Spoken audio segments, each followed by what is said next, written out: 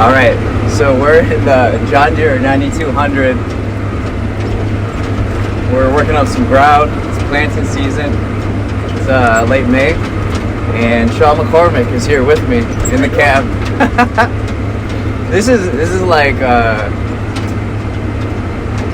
on the go recording. We just figure out how to record. So we got like this suction cup. What do you call that? Like a holder for the phone. Yeah. And then we just angle it. And then we got a microphone in my pocket. Oh, cool. So it's experimenting. Lots of experimenting. Yeah. But yeah, we're working on the ground. Good to see you. It's a beautiful day. It's like 75. Sunny. Glorious. We're in the last field now. We're almost done with planting. It's like every year. So we have the planting season and the harvesting season.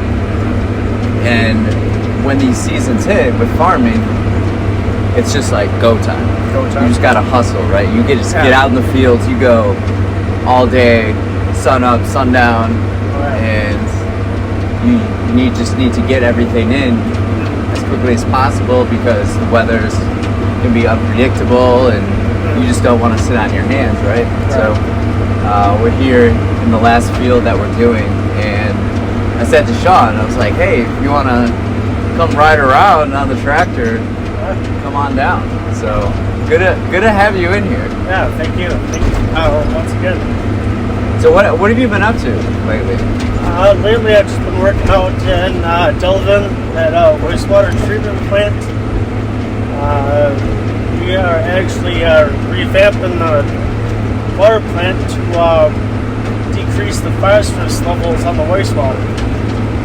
And they want to try to get it down to like 0.03 or some really small, so there's less phosphorus that goes out after it leaves the plant. So what exactly is phosphorus? Phosphorus is like kind of like a dirty element, I guess, kind of gas on the that periodic table, right? It's that pH element, I think, on the periodic table. Yeah. So I'm not really into the scientific terms, but it's like basically phosphorus is like the stuff you want to be breathed in the air, and it's like emission stuff you want to bring down your CO2 and stuff like that. It's car emissions. Phosphorus is stuff that's produced out of your wastewater and stuff like that. Is it a gas or a metal?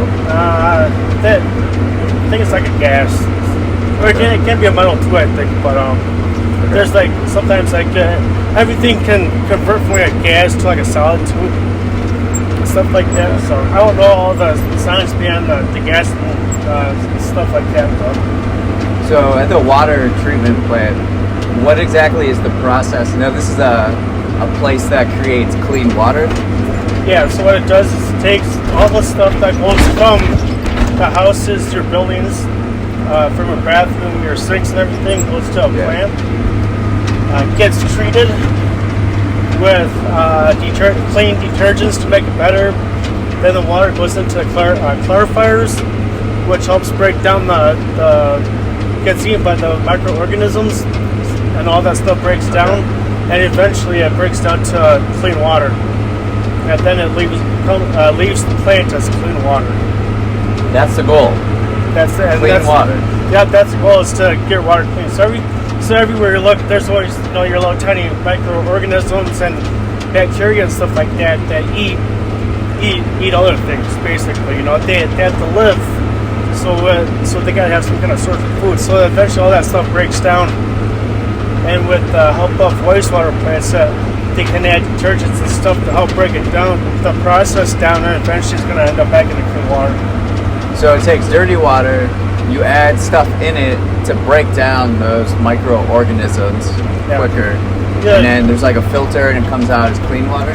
Yeah, we filter out the water and everything, take all the solids out of it, and some wastewater plants take the solids and it turns into like methanol. So the solids are human waste? Yeah. Okay. Yep. Like your toilet paper and stuff like that, eventually all that stuff's going to have to break down. And they separate all the solids out, and anything left over gets broken down by like bacteria and stuff, and the other stuff that's in there breaks down, and eventually it turns into clean water. Isn't that amazing? Yeah. A lot of people don't. It's like a miracle in the human story. Yeah, a lot of people don't see that. Take like a dead carcass or something, like an animal or something that's dead. Yeah. It breaks down. Yeah. Right. And then everything and anything that's left over, it kind of acts like fertilizer for the ground. Like a dead remains of a deer or something. Yeah. It breaks down, goes back to being fertilizer or something for the earth. Mm-hmm. Same thing with the waste. Yeah, it sounds disgusting when you say wastewater, but if you think about it, if you see like Lake Michigan or any wastewater plant that's on a pond or a lake, yeah, it looks dirty, but that's all the algae that sits in the lake. Yeah. So I really didn't know any of that until I actually worked at one. And another one that I was at like 5 years ago. So what do you do there? So what I do is I replace when they remodel it. I deal with all the pipe and the heat and air conditioning type stuff. So you're laying pipe. Yeah. Per usual. Yeah. Yeah, per usual. So we are installing 36-inch ductile pipe. So pretty much it's like cast iron with a layer of cement on the inside of that pipe. That is ductile pipe. You said a layer of what? Cement. Cement. Okay. Yeah. Layer of cement on the inside of that pipe, and that is all the ductile iron is used was commonly for wastewater, drain water, stuff like that. Kind of like your tile that you use for the fields is probably like clay, or that black plastic. Yeah. Right. For wastewater, it's ductile pipe, which is cast iron with a layer of cement on the inside of that pipe. Now, so are you replacing pipes that are outdated, or just new ones? What? How exactly is that? It's both. For like redesigning the plant and anything that's might be old that needs to be updated, then we'll replace that pipe too as needed. Okay. So, if like your design is cause for like to redesign it, and we're doing that per the job site or per the specs on the front. But if there's something that looks like it needs to be replaced because it's bad or something, then it's going to be like another mini job added on. Okay. It's like when you buy a used car, but if you find something that's wrong with it or a tractor or something, then you need to replace something. You got to fix it, then right? It's like another job on top of it. That's right. Yeah. So it's actually pretty interesting once you get into it and stuff like that going. It's not sexy, but it's so important. Yeah. Infrastructure. And like in reality too, it's that like you said, it doesn't really sound attractive or appealing, but if we didn't do it, we would not have a bathroom or the plumbing that we have to take care of our stuff. Yeah. So it really makes you appreciate plumbing and stuff like that and the stuff that the guys do, I think about it almost on a daily basis.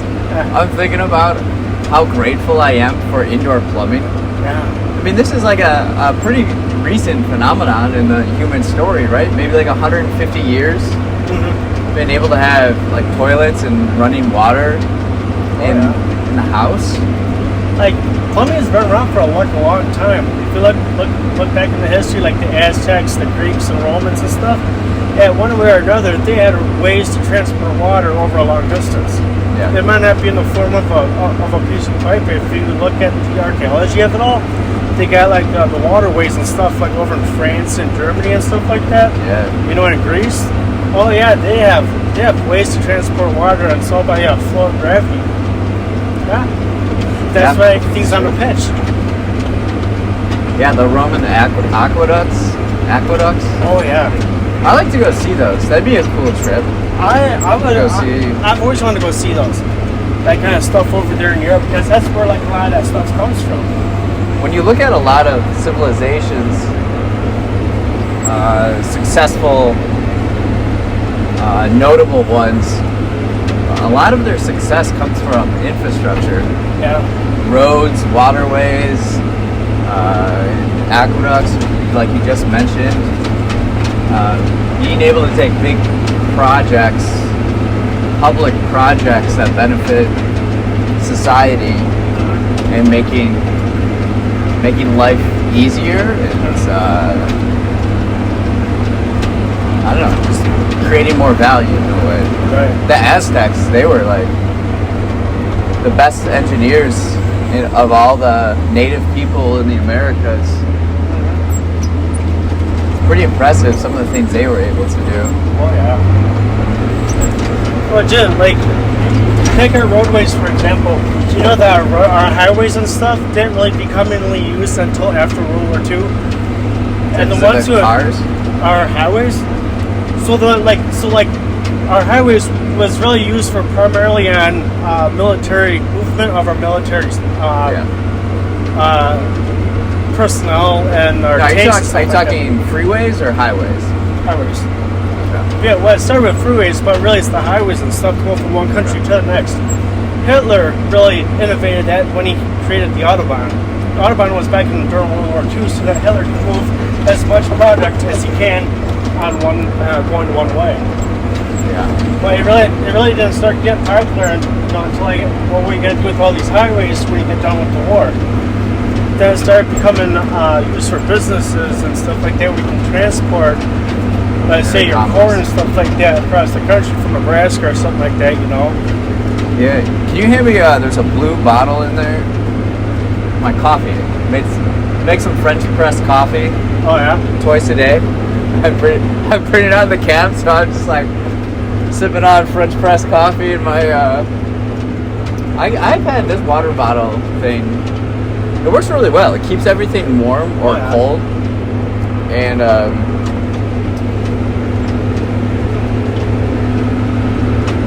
yeah, I was really into the primary colors in 2017. So like anything I owned was either bright red, bright yellow, or bright blue. Doesn't go well with the aesthetic these days, but very useful water bottle. Shout out to this company. What is this anyways? Simply Modern. Oh wow. Simply Modern. Actually, I've had I think a few of their water bottles. Navy blue one. I think I lost in New York City accidentally. A navy blue one, and you get them on Amazon for like $20. They're pretty good. They're pretty useful. Speaking of infrastructure and commerce, Amazon's logistics and infrastructure has got to be insane. Yeah, and stuff like that actually does benefit them. Whether you have a warehouse and you use it or not, it benefits you. Like Amazon, if they use it or not, or yeah, any type of real estate you have is going to benefit no matter what. At some point, one way or the other. It's like universal. It helps pay taxes. You can store stuff. You can rent it out. You can use it for a lot of things. Or if you just want to sit and look at it, it makes you feel good. So you can use it to grow crops, drive a tractor. Today, more and more people need to feel good. Real estate. You can sit and look at it. There's another reason. Richie likes to work the farm, so he buys land. I like coming out here. So I live in the city. I live a very cosmopolitan life, but I love the country.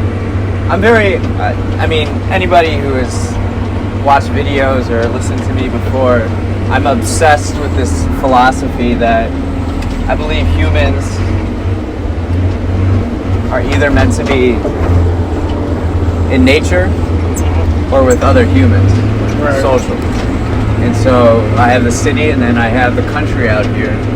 And just, I don't know, maybe 10 days ago is when I started out here again on the farm to get it going for planting season, and just the smell of the dirt and earth.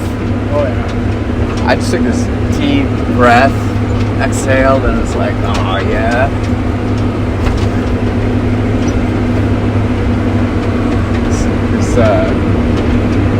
It's an interesting world, right? You have all this nature, and yet at the same time, we're talking about all these infrastructure projects and commerce and the modern world too. In a way, I'm kind of colorblind in a way, but too, it's also how the way your brain works and how people see color. But like on the dirt and stuff, are you like when you see the dirt before you plow it or before you cultivate it, color of it, and then when you turn it over, oh, it's so sexy. Yeah, I know, dude. Like, and it's so it's out there. I love it's attractive. Like, it's to me like you see you got like some reddish, some brownish in it, and like the more it's got the moisture that's got into it, it comes softer, kind of almost kind of sticky or whatever. But yeah, it's a big thing. So my dad the other day, a few days into our planting, so there's three of us, and we I'll work up the ground, someone will plant, someone will be hauling stuff, whatever. So we got this smooth operation, and my dad's like, your work is beautiful. And I go, I know, it's art. Because everything, I approach life and I've trained my mind to whatever I do, put thought and care into it, like it is art. It's like the process of creating something beautiful. Right. And it's just, it doesn't matter if it's you can use paint on a canvas, but to me, I look at just this open field as my canvas, and the tool is the tractor and the sunflower here working the land. So I like to work it up in a way that at the end it just is beautiful. Yeah. And it's, I call it agriculture art. Agriculture art. And then so I'll take photos. After I'm done with the field, I'll take photos. Yeah. And I'm like, yeah.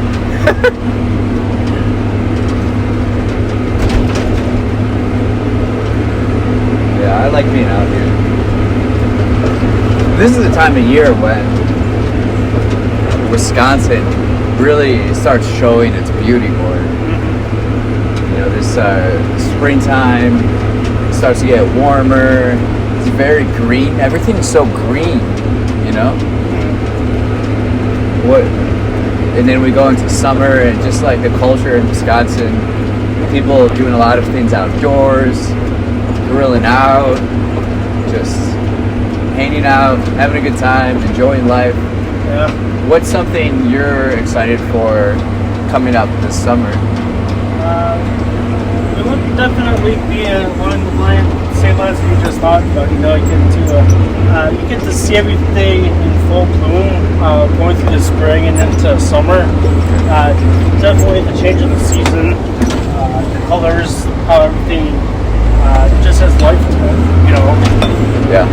And it's just the beauty of the nature of it and how life is supposed to be, really.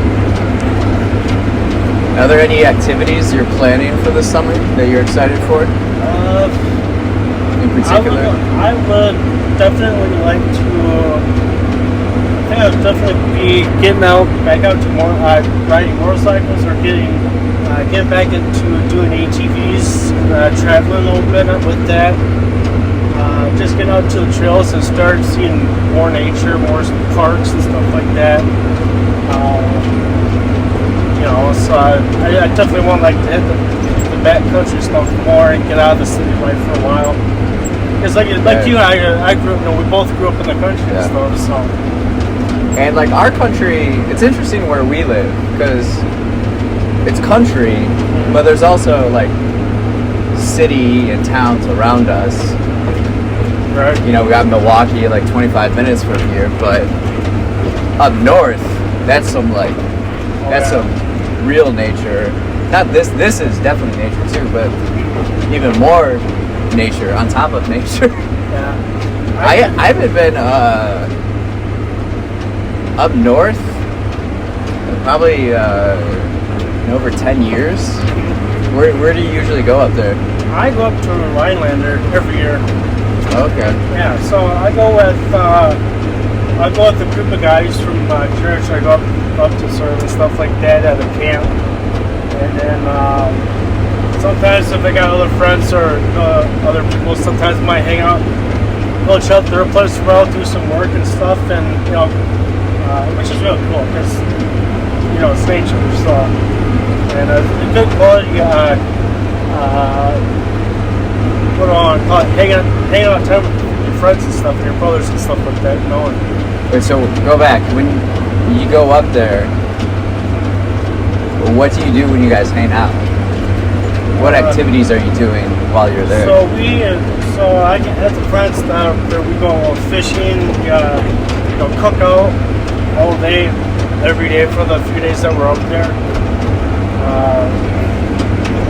Sometimes we also build stuff. So I think last time I was up there, we built like a small gazebo, so like tile floors and stuff like that. Okay.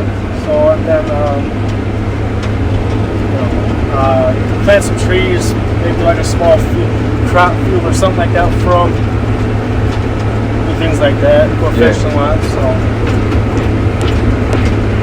get carded when the cop comes by. Hey, you got your license? Yep, it's right here. What kind of fish are out there? We do like crappies or like little bluegills and stuff like that. Okay. I don't fish a lot, but when I go, it turns out to be like bluegills or or maybe some bass and stuff. So I always got a couple extra licenses just in case. I like some of my family. They're really into fishing. Oh yeah. I would only be. I never got into fishing hardcore much. Yeah. Same as like other like outdoor sports, but they were really into it. We would. The time of year when I did fish was when we went up north, and I remember like I think the best tasting fish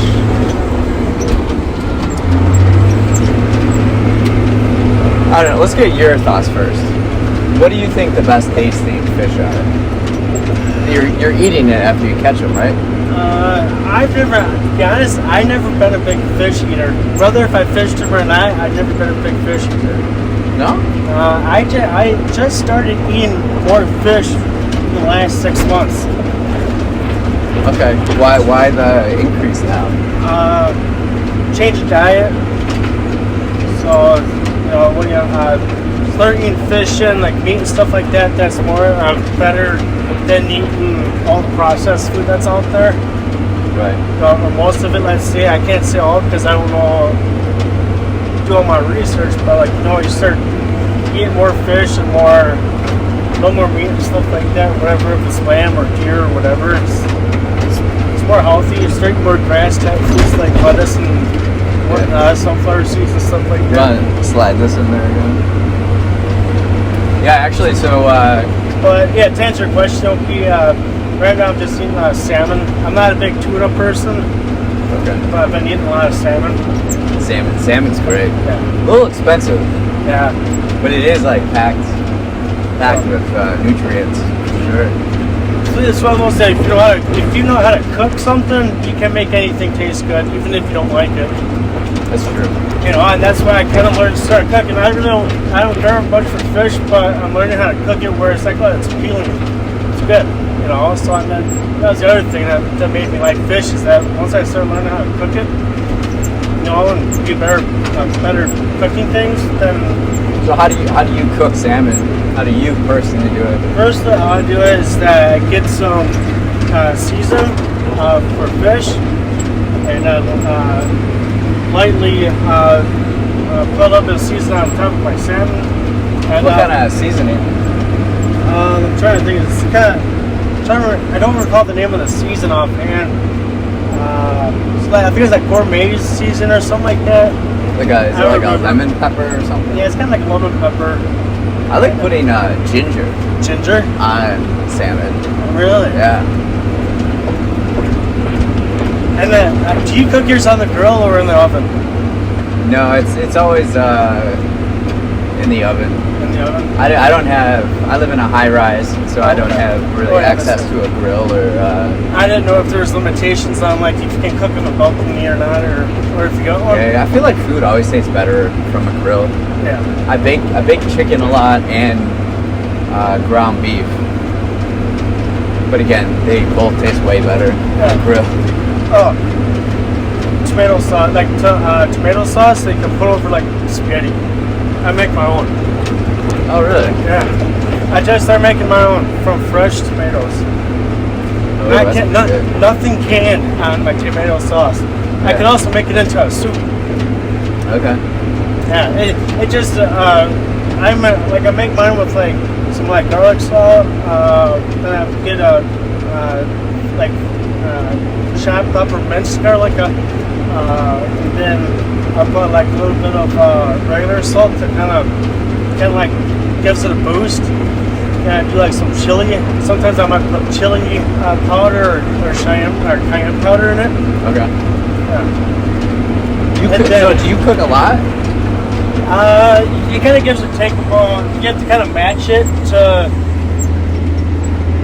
for taste. So like when you put some in, you gotta taste it. So I really don't have a set measurement. I just see if it tastes good, Yeah. So it's kind of one of those things. You should always taste your stuff to make sure it tastes good, But yeah.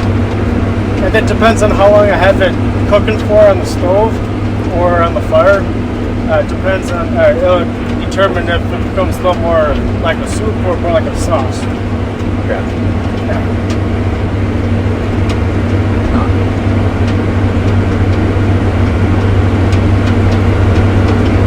That's something I would like to. I say this, but I don't really mean it. I don't think. I think like cooking and exploring more like culinary art, like on my own, and developing cooking a more variety of foods is something that appeals to me. But in reality, I eat the same thing like every single meal, and I'm okay with it. Yeah. Like I've eaten the same breakfast every day for over 10 years. What do you have for breakfast? So I eat oatmeal. Mm-hmm. So like old-fashioned oats, like half a cup, and then a cup of milk. Then I put it on low for like 12 minutes. Put some cinnamon. Oh, okay. And then at 12 minutes, I add frozen blueberries to it. Stir it around. I got that. And then I do like 3 eggs. Oh, okay. And then some salt and some. Depends on the spice. I might do some like Greek spice or some like Middle Eastern spice or Argentinian spice. Oh, okay. So that's what I eat every day for breakfast. And then the other ones are just like chicken or ground beef, brown rice, and spinach for lunch and dinner. And like, it works. I say, but the key is like barbecue sauces, or like I'll use pesto. I've been getting into pesto lately. Yeah. That it keeps it fresh. It's something new. So I don't think it's too boring for me. Right. But I do say like, oh yeah, I should explore more culinary adventures. But in reality, I just don't.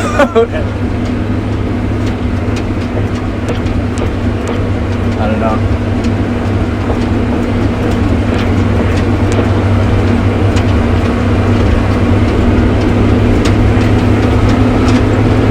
Something I notice in a country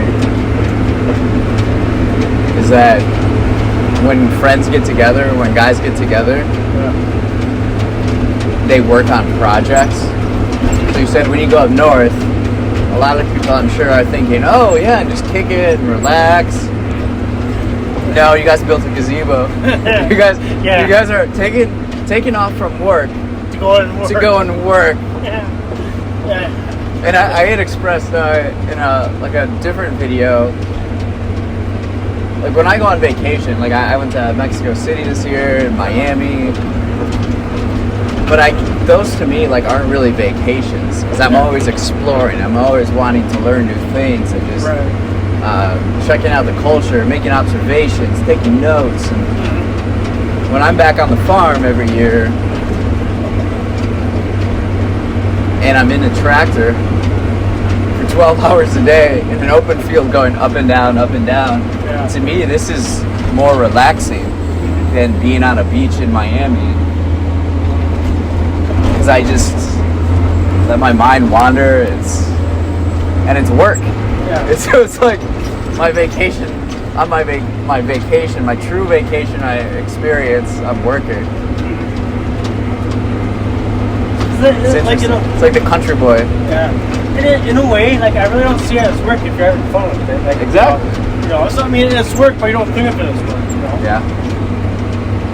It's also another thing too. Like if people see other people's jobs, and they think they're glamorous, but every job is it's a job, and there's a lot of things that go into it. Yeah.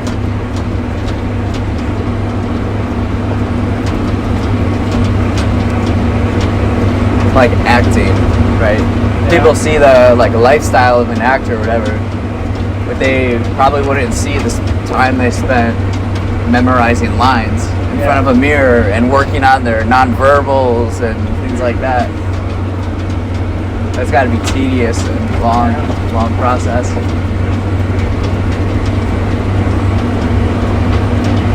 It's always interesting. The other thing too is like some people think that, you see certain guys like Warren Buffett, Donald Trump, Elon Musk and stuff. Oh, these guys are billionaires. Yeah.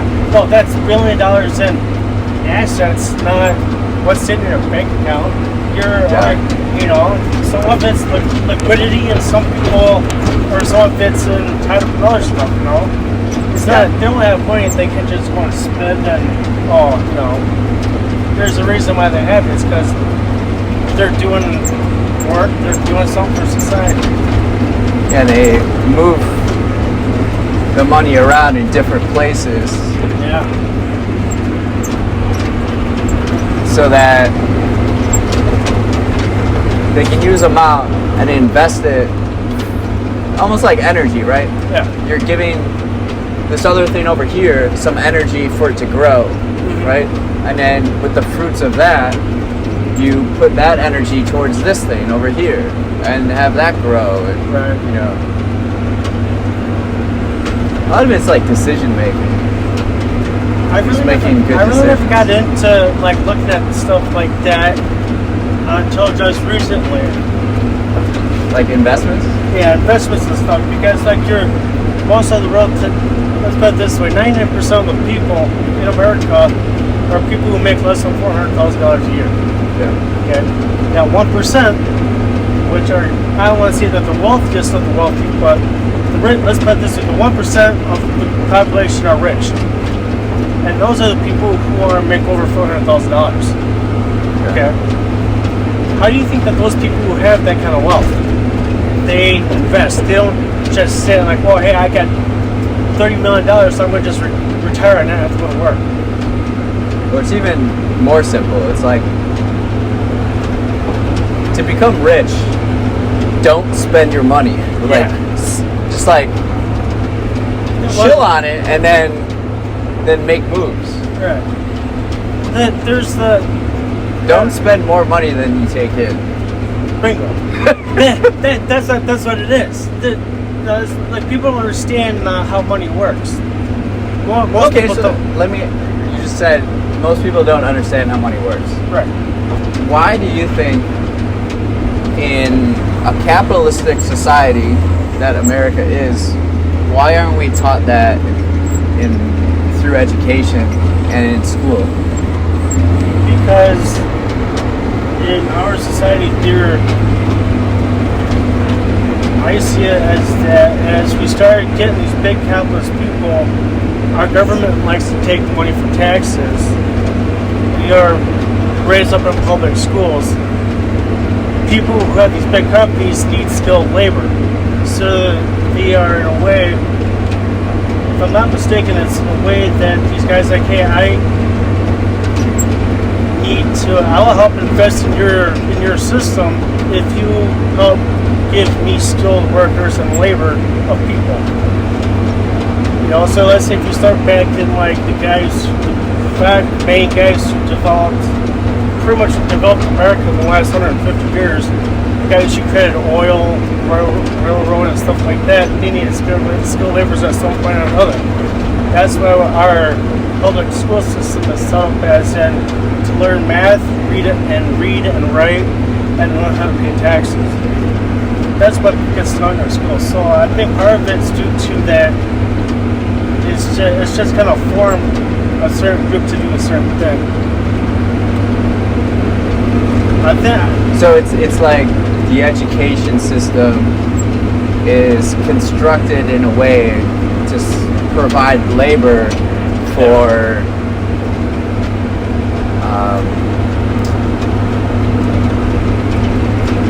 wealthy individuals / companies, or like individuals who run companies so that they have people to help make them more money.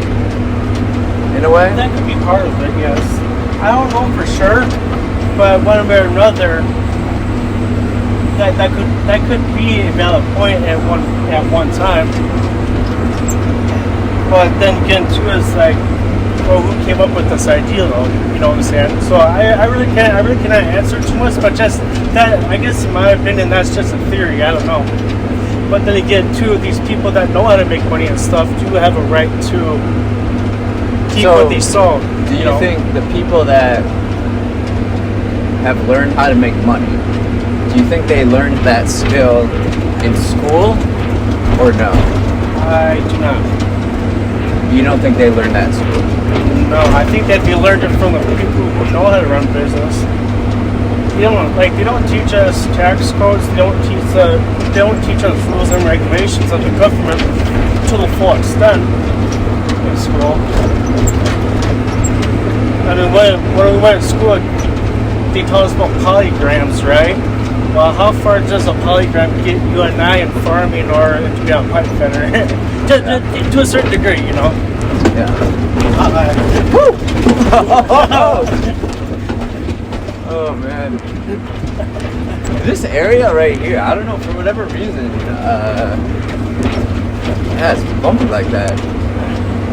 I think, to your question, I think that can be changed. I think, I'm sure that there's probably taught somewhere, but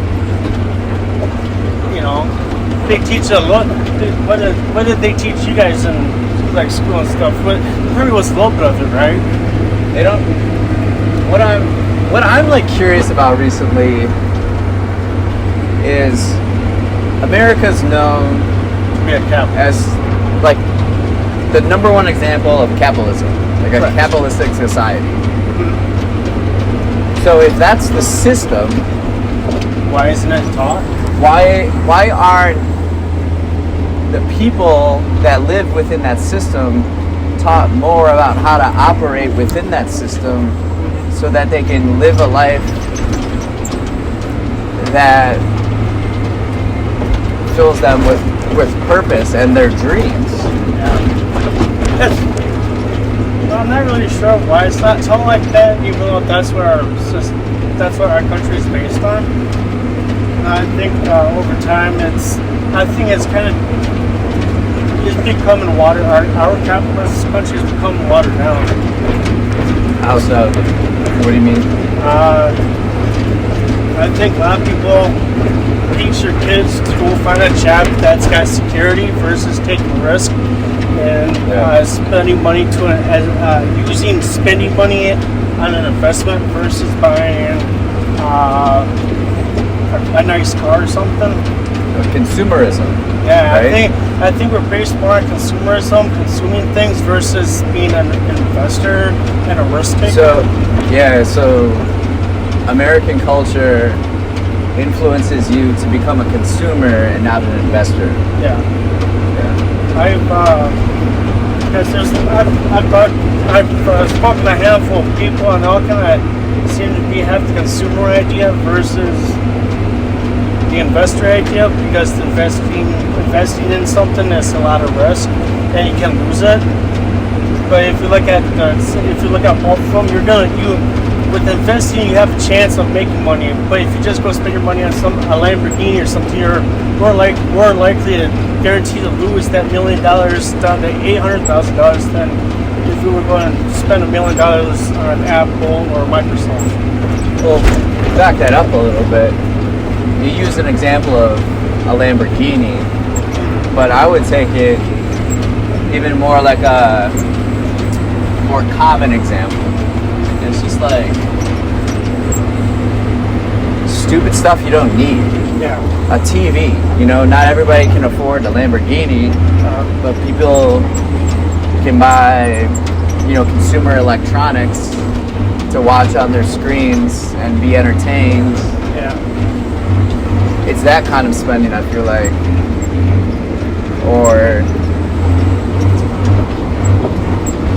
I don't know, toys they're not going to actually use consistently.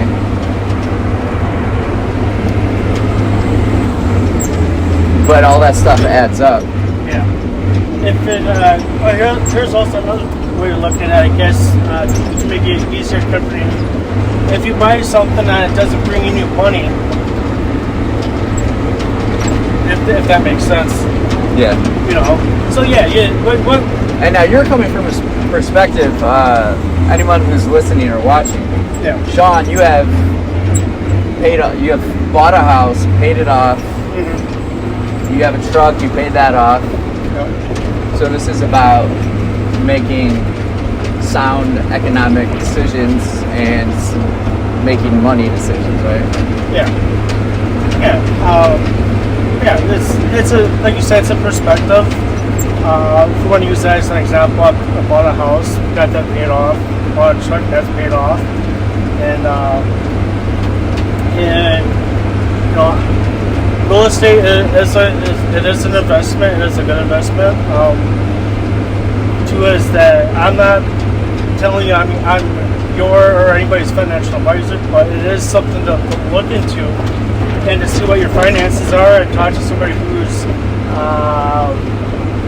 that is really knowledgeable, that's a professional, that's got an expertise on these, and to just see how can I make my money back from this as a return of an investment on this. And that's what an investment is. Your money still going to be there when you put it there.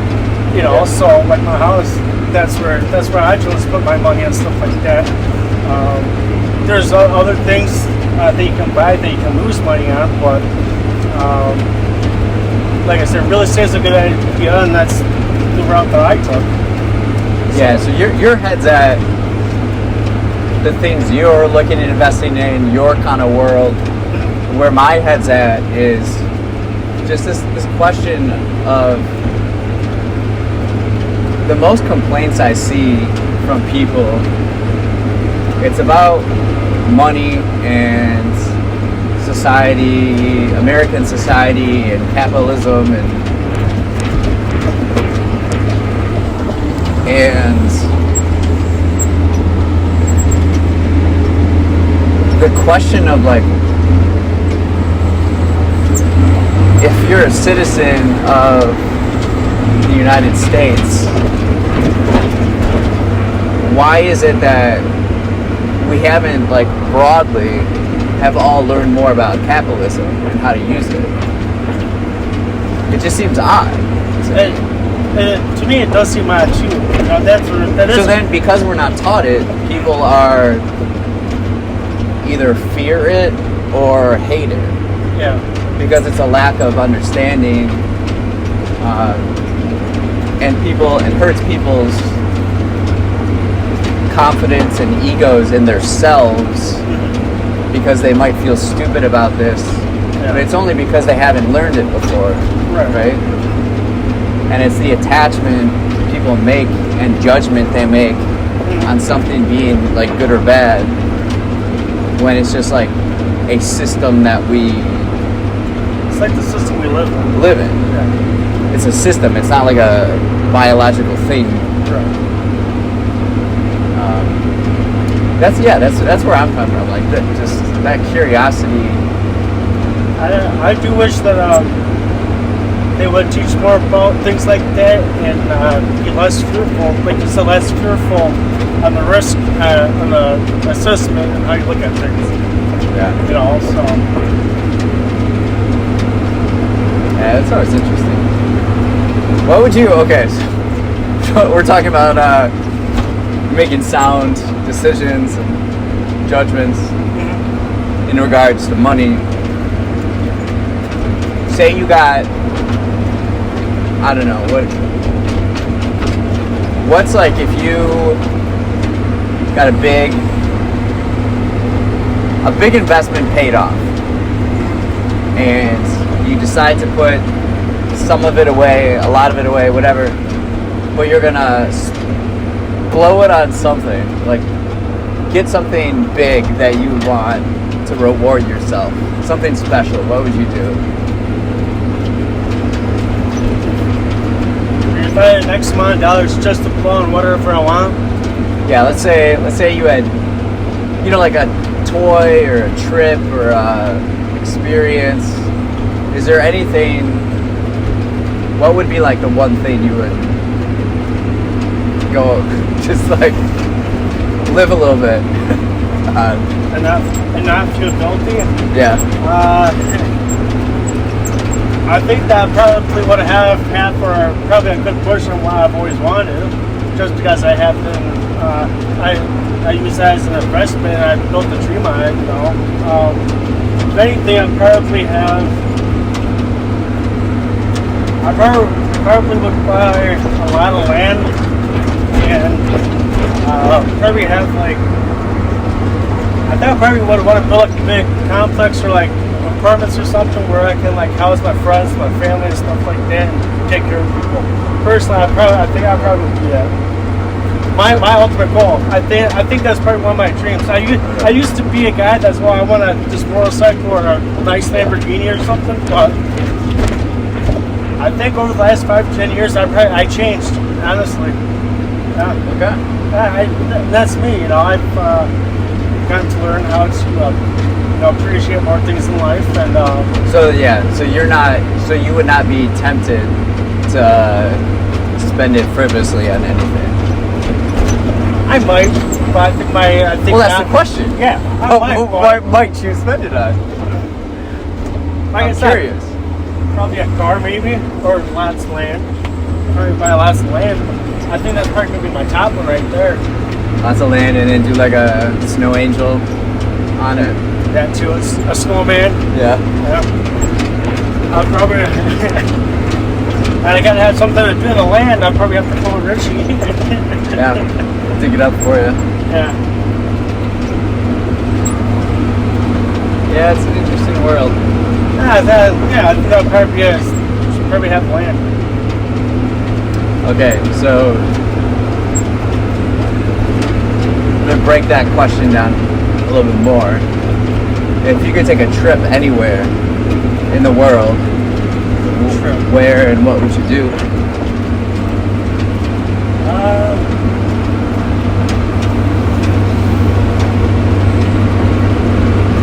I think we have to probably go to Hawaii. Hawaii? Yeah. Elaborate. Probably a nice tropical place. Yeah, hell yeah. Nice tropical. I've never been anywhere outside the United States, really. Do you have a passport? Yeah. I got a passport. I never used it except for identification, so. When does it expire? Never did. What? I got sent it in. Do you know when it expires? I think it expired in January, I think. Or no, I think it expired December. Oh, it already expired. Yeah. I just got sent it in. Yeah. I'm just gonna send that on the express or whatever, just to get it back. You know? That's what I did. My passport expired during COVID. Yeah. 2020, and I was like, well, I don't see myself traveling internationally anytime soon. Yeah. With COVID. So I sat on it, but then this Mexico City trip I might have done earlier, but I had to renew my passport. But I did the express one. I think it cost me like $200.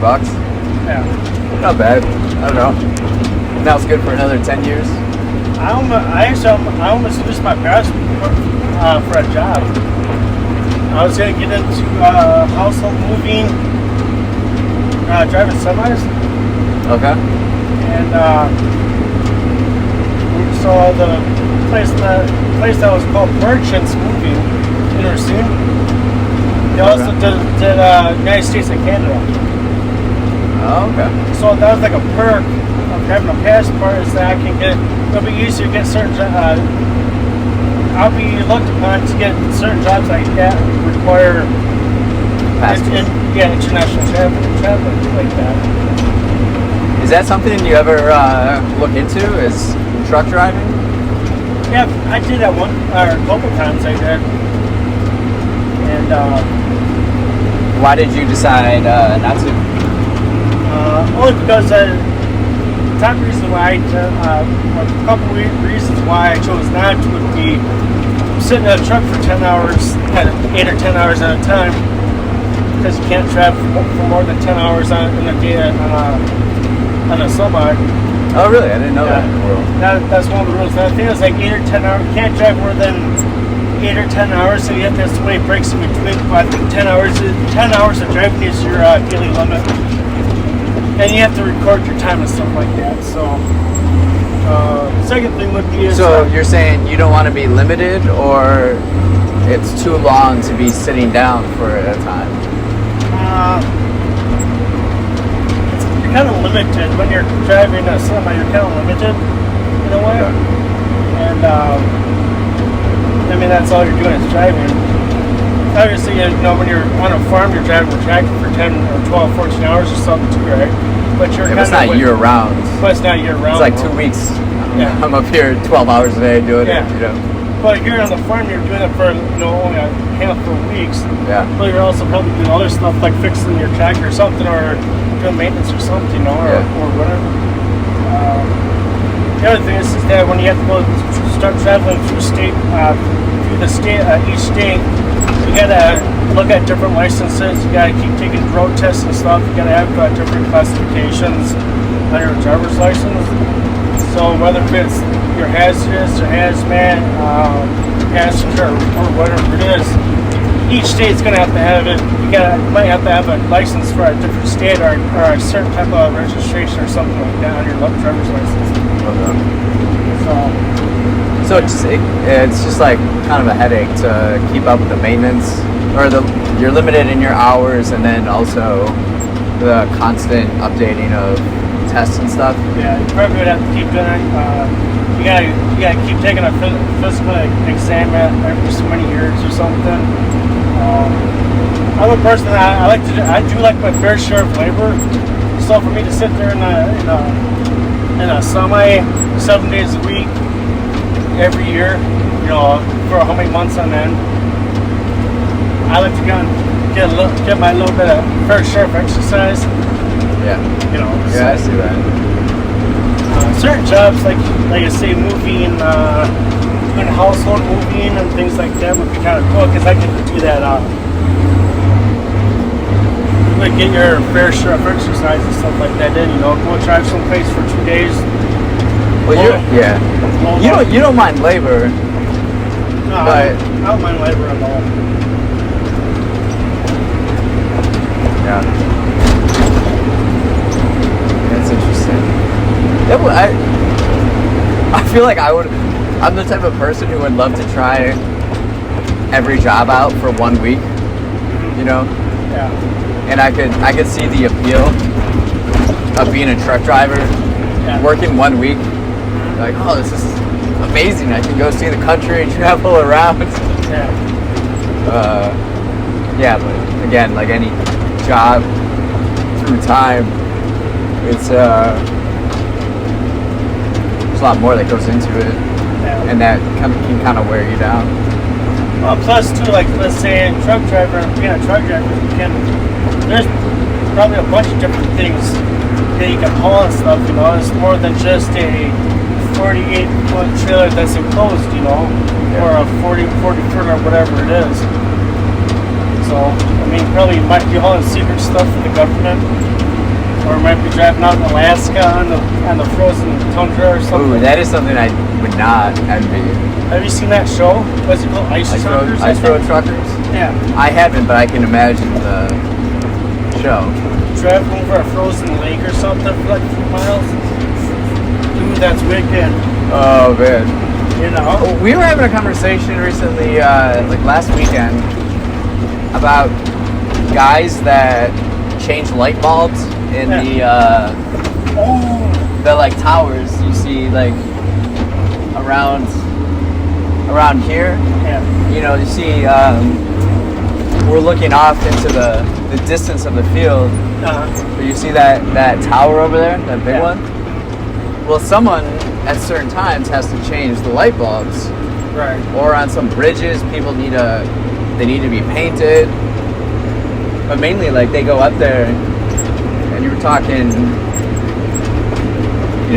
300 feet, and the last, like, 50 feet, it's all free climbing, like free base climbing. Oh, yeah. So guys have, like, a 5-gallon bucket of paint with them, hauling it up, climbing it up.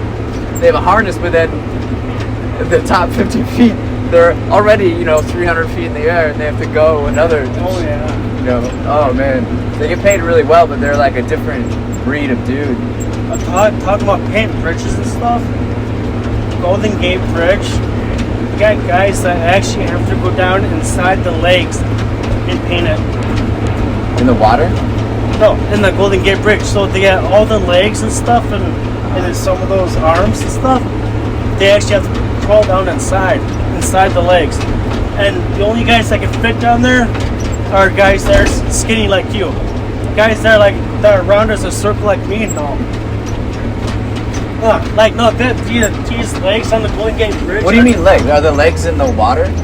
Yeah, so they like at the road height that go like down and stuff. They actually have those. I'm pretty sure like all from our hollow.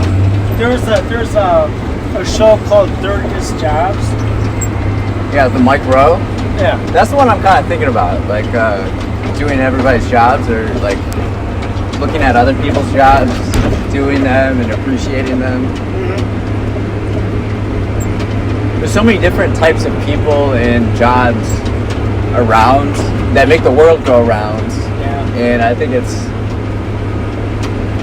here's one. It's good to be grateful for all of them, Oil rigs. Yeah, I met so there's a fan of our show.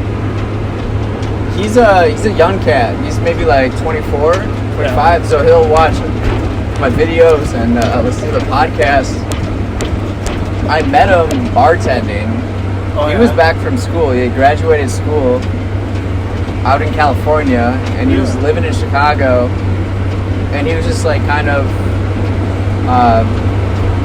thinking about the next part of his life, right? Yeah. But he was really curious and excited about the idea of working on an oil rig, because you work, I think, 2 weeks straight, and then you get like a week off or 2 weeks off.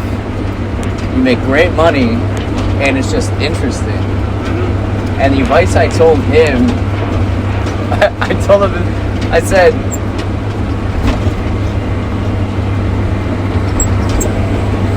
said,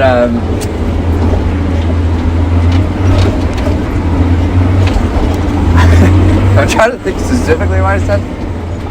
Something on the lines of, when you're young, accumulate stories. Do interesting things. Go live. Because when you're older, those are the experiences and those are the stories you're going to always have. So if you're doing something that is pretty common, like everyone else, you're not going to have many good stories. I said, if you work on that oil rig, you're going to have a lot of great stories and meet a lot of interesting people. And that in turn will make your, not only your life more valuable, but also your perspective more valuable to others. And dude's working. I saw him, I think last summer. He comes in, he's like, bro, I've been working on an oil rig. It's amazing. Like, I'm in California, bought a Tesla, and I just love life. I'm like, oh wow, that's amazing, man. Good for you. That's cool. Yeah, like do things that are out of the ordinary. Do things you're curious about. Live a life worth living. You don't have to do what everybody else is doing. Take some risks. Oh, talk about out of the ordinary. Right, so growing up, you never knew me from playing baseball, right? Yeah. Right? But it was just like during things in gym class or whatever, it's just the weird stuff for the oddball stuff. Like, did Pilot really do that? So I'm playing softball. Thursday night playing softball, right? And I get to home base, but I end up sliding to where I'm on my butt. Then the next thing you know, they're like, Shawn, you gotta take the plate. Here, I went to home plate, but I never touched it. So I'm here scrambling back, doing a barrel crawl back to home plate. Because I end up right at the fence. Were you safe or out? I was safe. Okay. But slower than molasses when I run. But just about every time I get on base, the same thing happens all the time. Okay. I end up missing the bag and I have to crawl back to it. Yeah. How did you get into playing softball? So you're in a league? On a team in a league? Yeah, so we're in the city league. And a couple of friends from church were like, hey, Shawn, we got a couple extra spots. You want to play with us? Sure. And that's how I ended up getting into softball. What's the camaraderie like on an adult softball team? So it's actually pretty cool. Yeah, a bunch of guys. Some of us never played before, but most of us have. And it's really great. It's really fun because we all like to haggle each other about the things that we made a mistake on or something. Sure. You know, and so that's the best part. When you're always kind of like always dipping on each other. Like, dude, come on, really? You're gonna do that? And it's like, well, you can be like Shawn over here. He misses the bag, and he's always gotta come back to what he just ran over. You know. And so it's like, Shawn, what are you doing? You're messing with everybody. Yeah, I know, but that's part of the fun. You know. Was it a close game? No. Yeah. Were you guys winning or losing? 32-17. Jeez. It's quite a offensive affair. Yeah. Oh no, that's a pretty good game.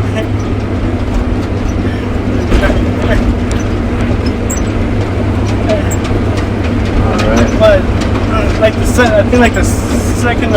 think this is my third or fourth year playing. But yeah, they're like, oh, Shawn's one of those guys. He can hit. He's got the power and stuff, but he's just kind of. Just because he rarely plays, he doesn't get a lot of practicing. He just needs to practice. The next thing you know, Shawn's playing, which is me, playing for another team because they're down a player. Shawn comes in ambidextrous and hits left-handed. Nice. And they're like, Shawn, when did this come about? So you got the other team didn't have enough players, so your team traded you. No, actually. And then you played well at the other team. So what happened was that we were playing after another team, and we were doing a doubleheader. So when the team that was playing ahead of us, we got there about the same time they did, and so they came over and asked us if one of us wanted to fill in for both their games, and I volunteered and I said I would, and I played catcher for them, and so it just ended up working out that. Okay, I'm not a guy that they keep an eye on or anything, but like, oh yeah, this guy, stop watching for him. No, next thing you know, I'm switch hitting, and I'm making some decent plays sitting left-handed, and I do going right-handed. I mostly do everything right-handed, but when it comes time for sports, I go both ways. Yeah. And yeah, even half the guys on my team and my coach are like, Shawn, you can do that? Well, yeah, can't you guys? And like, I don't know. I don't know how many players can or can't do it, or how many people that can or can't do that. Lefties are valuable. And I kind of had this, like my whole life, I kind of thought that that's kind of one of the things that everybody kind of had to learn or kind of picked up was being a kind of dexterous, So you chose to take that on yourself? Well, I took it upon myself because to me, like when I did lacrosse and for hockey and stuff, I always did it left-handed. Okay. Well, so like, when we grew up at Raymond, we always had like 9 sports we did throughout the year that we did for like 2 or 3 weeks at a time. Well, when like floor hockey came around, I always did everything left-handed. When lacrosse came around for 2 weeks, I did left-handed. Soccer, speedball, everything was left-handed. Football and basketball were kind of both, But like when baseball came around or softball came around, I didn't really do a lot of it growing up and stuff. In school or anything. I wasn't with the school league or anything. But I just kind of, when I learned the techniques from my uncle, the fundamentals of it, I applied it to being a left-handed, and it's the same technique, whatever. Let's see, if you're right-handed, you pull with your left and you push with your right. To somebody who's left-handed, you pull with your right, you push with your left, and then you follow through and you rotate your arms, there you go. In baseball. So I applied that what you told me, and it just ended up working out. So all you have to do is just like reverse what you're doing, but the same principles apply to both sides. There you go. So it's just being able to apply the application of it. Yeah. So. Well, we're coming up a little over an hour here. How about the last question I have for you? What are you curious about recently? Curious about what? What are you curious about recently? What was the last part? I'm definitely right side. Did I tell you that? I'm deaf. Okay. I'm sorry. That would explain. I'm probably gonna say that. Now I'm curious about your deafness. What's something you're curious about recently? Oh, about recently.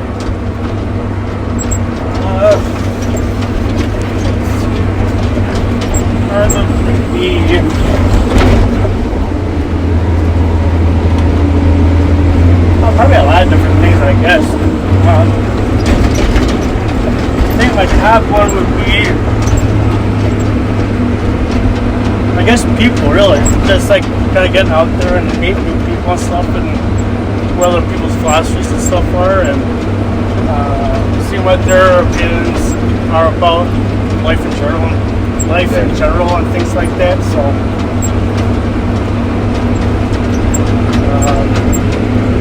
There's a lot of people, interesting people out there, that are quiet, but really good, in the sense of wanting to do better things with people and for people, to try to better innovate things for humanity and such. So, which I think is real cool that people want to strive. Be morally better. So, yeah.